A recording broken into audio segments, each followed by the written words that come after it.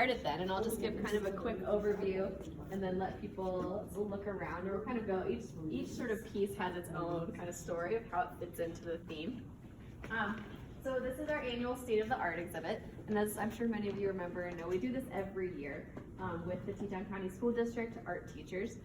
So how it starts is in the fall. Jane and I get together with all the art teachers in the school district, and we come up with the theme for the year. And this year's theme is transformation. So we kind of go through a process of voting, and we look at what themes have we used before. And then each art teacher gets to take that theme and interpret it however they want with their students. And they usually pick one group of students to work with. And then again, they kind of, some teachers leave it more open-ended, some teachers a little bit more directive with their students, but it's kindergarten through 12th grade.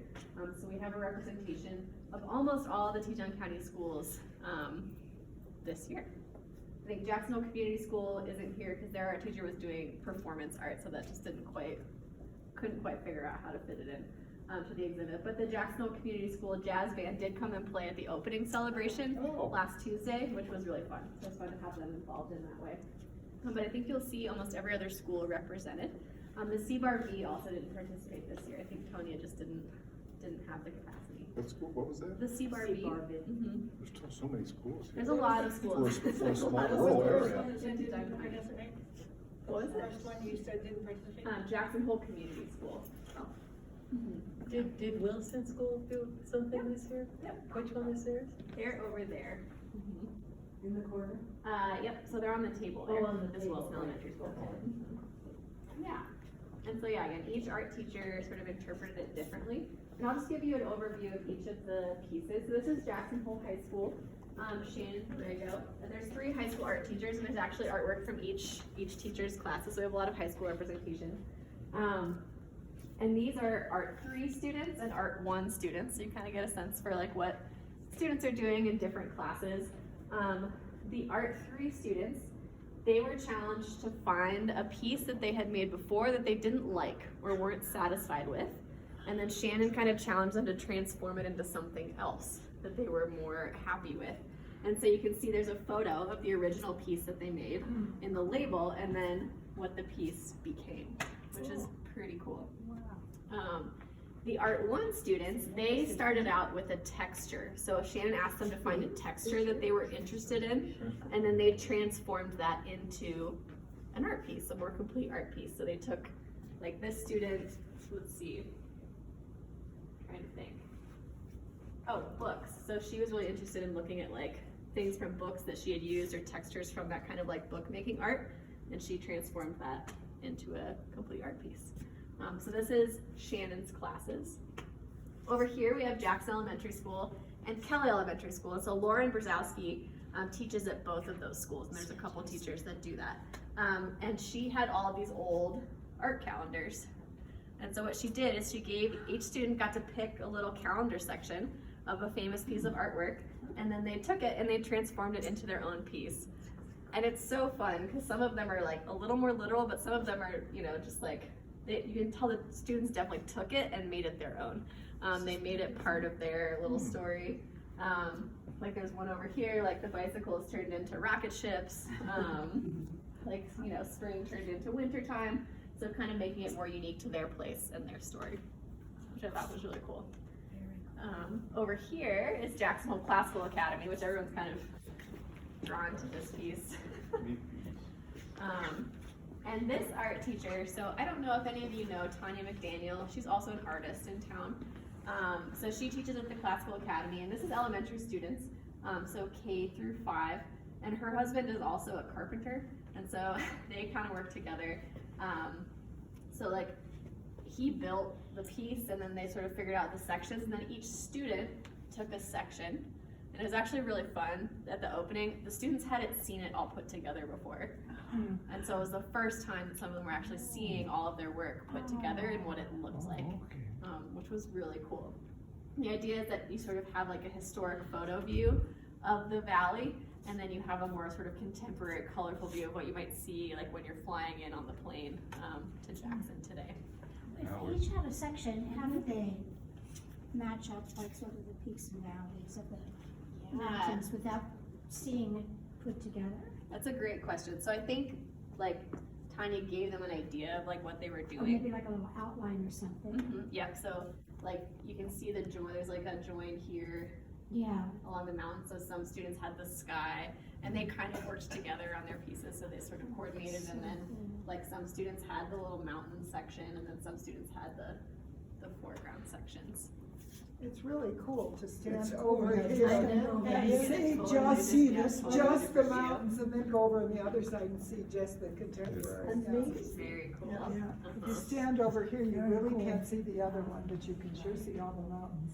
Yeah, this one's really fun. And that seems to fit the classical academy. Yes. It's a perfect piece for it, I think. It does. It's just This amazing. one here, Yeah. homeschool. I didn't know you, that's nice you did that. Yeah, so this is actually Teton County homeschoolers, and I was able to work with you see Shelby Pollard, who coordinates a lot of the homeschool like families in the area, and so she helps coordinate field trips, like gatherings, and she was like, she saw this exhibit last year and was like, hey, could we get a group of homeschoolers to participate? And I said, yes, you know, absolutely, we would love that. And so she did the work to kind of get families to come together, and so each art piece was at least 6 or 8 students that worked on each art piece, like kindergarten through like 16. So it was a collaborative effort with lots of different ages, different kids, and they focused on animal transformations. So that one over there is like the life cycle of a jellyfish. This one is like thinking about like subsurface to surface in the ocean, what's going on. This is the life cycle of a frog. I mean, I guess this is roughly the life cycle of a panda. This one's harder for me to see, but yeah. So that was really fun, and they had a great turnout in the opening event as well. So that was really fun. Behind on this table, this is high school ceramics.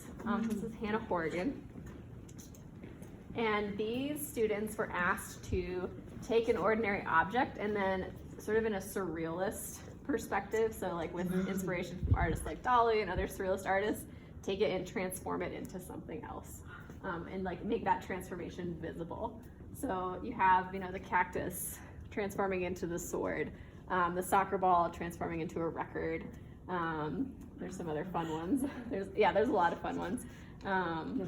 Baseball into a pumpkin. Yeah, and this one's sort of interesting. It's like a pair of sunglasses into. That's cute. Not sure what that is. That's really cute. Yeah, some of them are very, very fun. What is the mouth with the tongue out? What's- I don't quite know what that. Looks like a strawberry at the tip. Oh yeah, the tongue's turning into That's what it strawberry. is. Yeah, that one's a little hard. Yep. Yeah. Mhm. Yep. Clever. Pretty cool.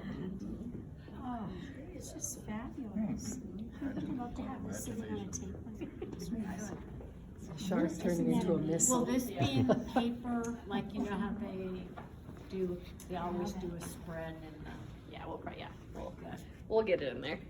And then quite a few teachers actually did this, sort of something similar. They took upcycled materials or recycled materials and created new artwork out of it. So this is Moran and Coulter Elementary School. So Heidi Thompson again teaches at both of those schools.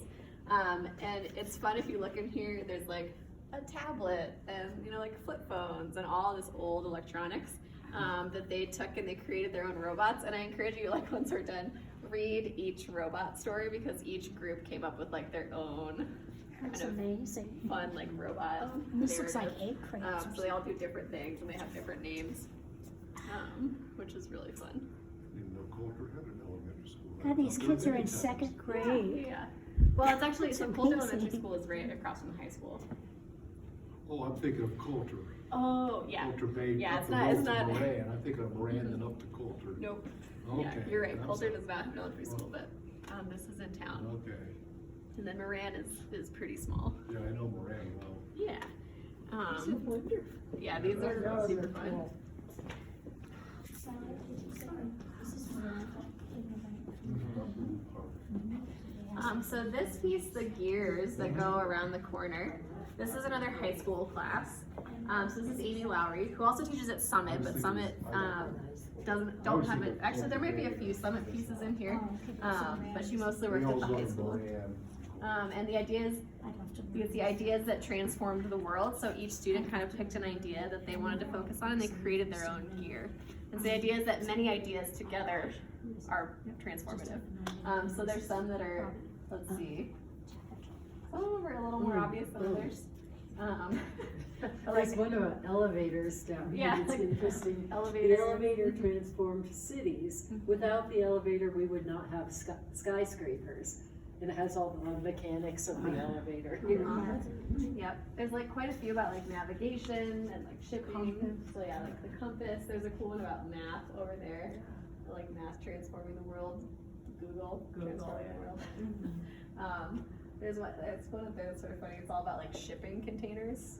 Oh, the containers, Oh, huge. Yeah. Well, eyeglasses are huge too. I know, yeah, exactly, so like lots of different ideas. It was equally wonderful.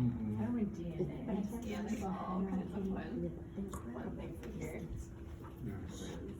What was it? And the materials were simple. I can't remember. Whether it's corrugated cardboard, or just paper. Yeah, and it's sort of kind of choose what they wanted to do, which is very impressive. Very impressive. At the Classical Academy again. This is the middle school, so this is Amy Ronowitz and Shannon Hart, actually, we should get her sign up. But this is like a pretty simple idea, just asking students to start with one object and transform it and show the transformation into something else. I really like the strawberry that goes to the human heart or vice versa. Like the dancer transforms into a wave. I love this, the croissant changes into this little Yeah, the wrinkly like the dot. sharp egg, which is really fun. So yeah, really, and I think this is a representation of 6th through 8th, so there's some 6th grade, 7th grade, 8th grade students in here. Yeah, so these ones, and I love all of this, because every time I come in here, something else jumps out at me. There's like always something different and new to see, which is really fun. Julie, how long will this be up? This will be up through June 4th, so this will be up for quite a while. The idea is to take it down right before school ends, so we can get the artwork back to the students. Okay. Yeah, so it'll be up for quite a while, which is great. And then if you just turn over here, this is Alta and Wilson. So this is Lindsay Alexander, so another teacher that teaches at 2 schools. And Alta Elementary School, what they did is they took their names. Some of them are easier to read than others. But they took their names, they flipped them, and then they rotated them 4 times. So they printed them. So the idea is that their name kind of transforms into a pattern. So that's what these are. And then these, I think this is such a cool idea. She had them create a bunch of shapes on a 2D surface on a big piece of paper, and then their challenge was to cut that up and create a 3-dimensional structure out of the shapes that they made in 2 dimensions. So transforming that like 2-dimensional piece into a 3-dimensional piece, into like these sculptural, really like fun, colorful sculptural pieces. It's like a painter who becomes a sculptor. Yeah, absolutely. It's really hard. So did you say their names? Yeah, these So, are names. Can you show me? I'm Yeah, not so like seeing this it. says Anne, A-N-N, and some of them are easier to see than others. But Anne took their name, they flipped it, so it's flipped there, and then they rotated it. So it's rotated there, rotated there, rotated there. So essentially, first they flipped their name on one piece of paper, and then they took that and they rotated it about 45 degrees each time. Where's the 49 A? degrees. Right here. Oh, okay. Yeah, and like this is says It's Hadley. like a Rorschach. Yeah, it is kind of. So, and again, some of It's just fabulous. They said they were inspired by conceptual artists, which I didn't hear of till I started by Ways. Well, that's perfect. This is Heidi Kohler at Mountain Academy. And so similarly, they took recycled and found objects and transformed them into something else. I love the paintbrush mirror. It's pretty cool. But yeah, each student kind of took something and created their own concept out of it, which is really fun. This one is funny. Heidi was like, "It's not really finished, but It's very conceptual. Yeah, very conceptual. Yeah, very conceptual. It's the idea. Yeah, like wanted the piece to get in here. So this was like a fun project for them. This is really cool. So this is Munger Mountain over here. And so these actually, a lot of the bigger pieces started out as 2 big pieces that Elise then cut up, and 16 students worked on each larger piece that then was cut up into smaller sections. And this is something that's called neurographic art. So you start with lines, and it's a way of drawing. That's the idea of like making the outer inner and the inner outer. So let me read that better. Recreates the outer from the inner. So the world is a reflection of beliefs that like you hold. The idea that like sort of an idea to get your thoughts out onto paper, and making that neurologic connection. But like started out with black and white lines, and then each student was given a little sort of like shape to create on their own. So like one student filled in like this shape, another student filled in this shape, another student filled in this shape, and they all kind of worked together on these bigger pieces that then Elise cut up to display. Is there a reason why just a very few of them have the names of the artist on them? I think, well, because these ones in the middle, like 32 students worked on these pieces. So like individual ones don't have individual names that go with them. And then the little ones, she said she kind of like took from students' little art drawers. And so those are like individual artists that worked on those little pieces. I'm impressed that she framed them. It's pretty incredible and creative.